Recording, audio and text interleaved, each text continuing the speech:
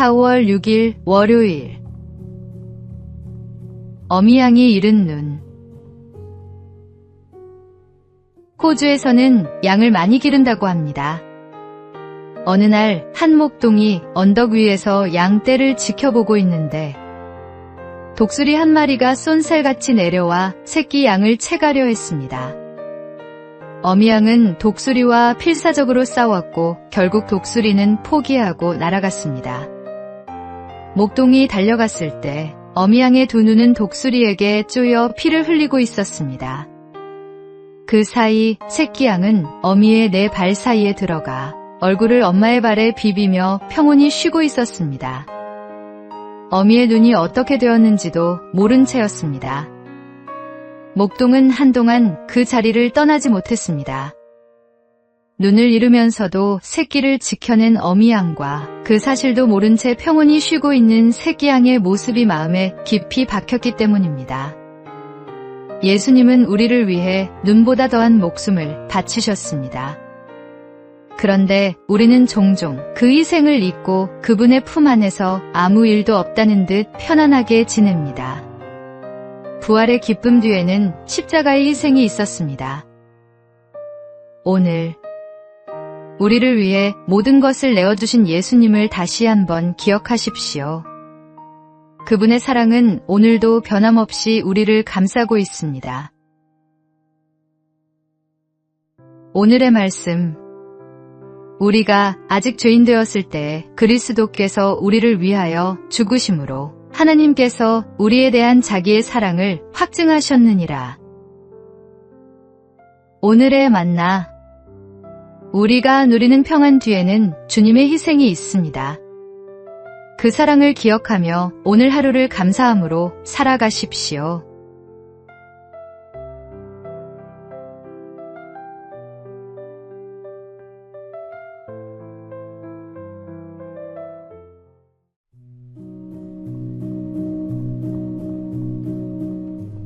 (4월 7일) 화요일.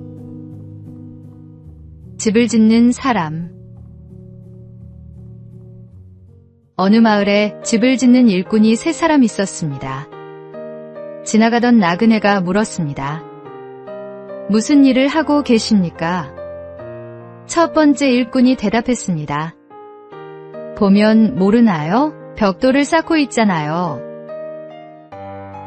피곤한 얼굴로 투덜거리듯 말했습니다. 같은 질문을 두 번째 일꾼에게 하자 이렇게 답했습니다. 집을 짓고 있습니다. 내 가족이 먹고 살려면 돈을 벌어야 하니까요. 생계를 위해 일하는 사람의 표정이었습니다. 세 번째 일꾼에게 같은 질문을 했을 때 그는 환한 미소를 지으며 말했습니다. 저는 하나님의 집을 짓고 있습니다. 이곳에서 사람들이 하나님을 만나고 위로를 받고 새 힘을 얻게 될 것입니다. 제가 쌓는 이 벽돌 하나하나가 하나님께 드리는 예배입니다. 똑같은 일을 하지만 세 사람의 마음은 완전히 달랐습니다. 하나님께서 함께 하시지 않는 일은 아무리 열심히 해도 결국 헛됩니다. 그러나 하나님과 함께하는 일은 작은 벽돌 하나를 쌓는 것조차도 영원한 의미를 갖습니다. 오늘의 말씀.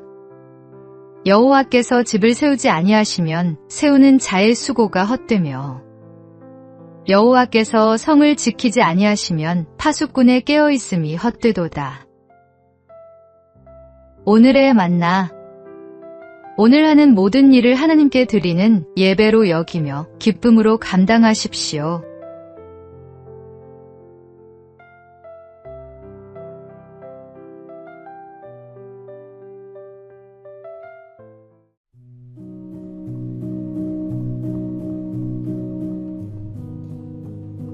(4월 8일) 수요일. 먼저 비워야 채울 수 있다. 한 음악가가 제자를 가르치기 전 반드시 이렇게 물었다고 합니다. 전에 음악을 배운 적이 있습니까? 배운 적이 있다는 사람에게는 수업료를 더 받았고 처음이라는 사람에게는 오히려 낮춰 주었습니다. 사람들은 그 이유를 이해하지 못했습니다. 음악가는 이렇게 설명했습니다. 이미 배운 사람에게서는 먼저 잘못 굳어진 것들을 걷어내야 합니다. 그것이 새로운 것을 가르치는 것보다 훨씬 더 힘든 일입니다. 한번 몸에 밴 습관은 의식조차 하지 못한 채 반복됩니다. 내가 옳다고 믿어온 것들이 오히려 새로운 배움을 가로막는 벽이 되기도 합니다. 겉에 입은 낡은 옷을 벗고 새 옷을 갈아입기는 쉽습니다.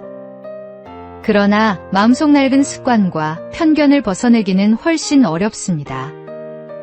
하나님의 음성을 듣기 위해서는 먼저 마음을 비워야 합니다. 찌꺼기를 걸러내는 데 필요한 훈련은 기도와 찬양과 말씀 묵상입니다.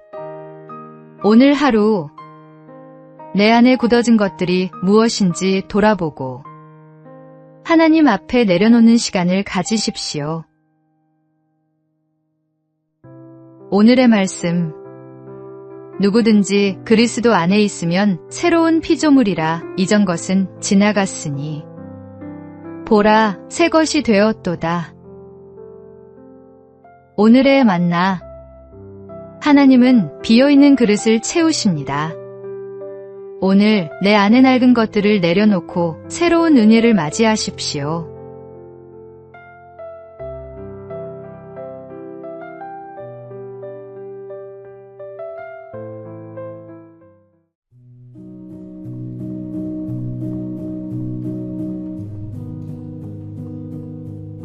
(4월 9일) 목요일.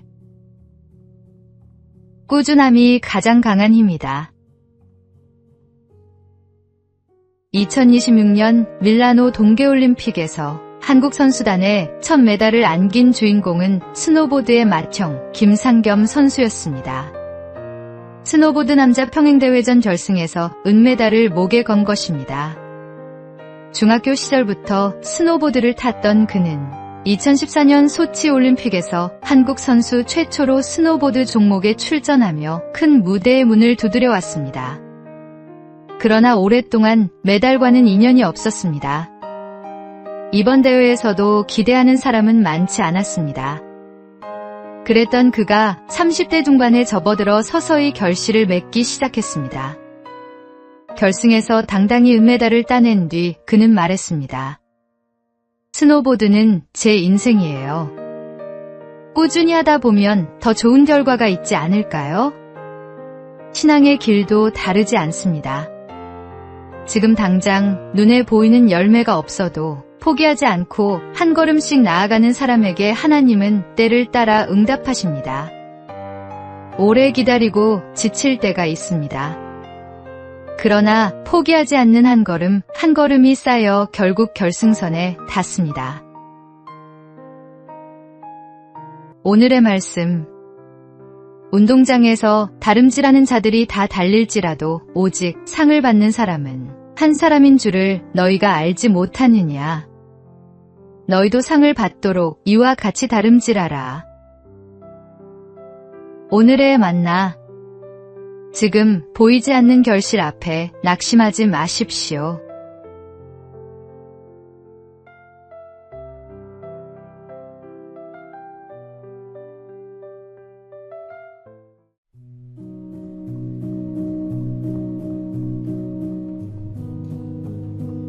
(4월 10일) 금요일. 보이지 않아도 계십니다. 어떤 사람이 신앙인을 찾아와 말했습니다. 당신들은 하나님 이야기만 하는데 도대체 그 하나님이 어디 있습니까? 가르쳐 주시면 나도 믿겠습니다. 신앙인은 그를 밖으로 데리고 나가 태양을 가리키며 말했습니다. 저 태양을 똑바로 한번 보십시오. 그 사람은 잠깐 쳐다보다가 소리쳤습니다. 어떻게 태양을 똑바로 바라볼 수 있단 말입니까? 신앙인이 말했습니다. 하나님이 만드신 태양조차 바로 볼 수 없으면서 어떻게 위대하신 하나님을 눈으로 볼 수 있겠습니까? 그 사람은 아무 말도 하지 못했습니다. 증거를 보여달라고 찾아왔지만 정작 눈앞에 태양조차 똑바로 바라볼 수 없었습니다. 보려 해도 볼 수 없는 것이 있다는 사실을 그는 그제야 몸으로 느꼈습니다. 누구든지 하나님의 살아계심을 의심할 때가 있습니다. 눈에 보이지 않으니 없다고 여기기 쉽습니다. 그러나 바람은 보이지 않아도 나뭇잎을 흔들고 중력은 보이지 않아도 우리를 땅 위에 세웁니다. 하나님도 마찬가지입니다. 눈으로 직접 뵐 수는 없지만 그분이 지으신 세상 곳곳에 그 흔적이 가득합니다. 그분은 지금 이 순간에도 우리 모두를 비추고 계십니다. 오늘의 말씀. 믿음은 바라는 것들의 실상이요 보이지 않는 것들의 증거니. 오늘의 만나. 보이지 않는다고 없는 것이 아닙니다. 오늘도 우리를 향한 하나님의 손길을 느끼며 감사하는 하루를 보내십시오.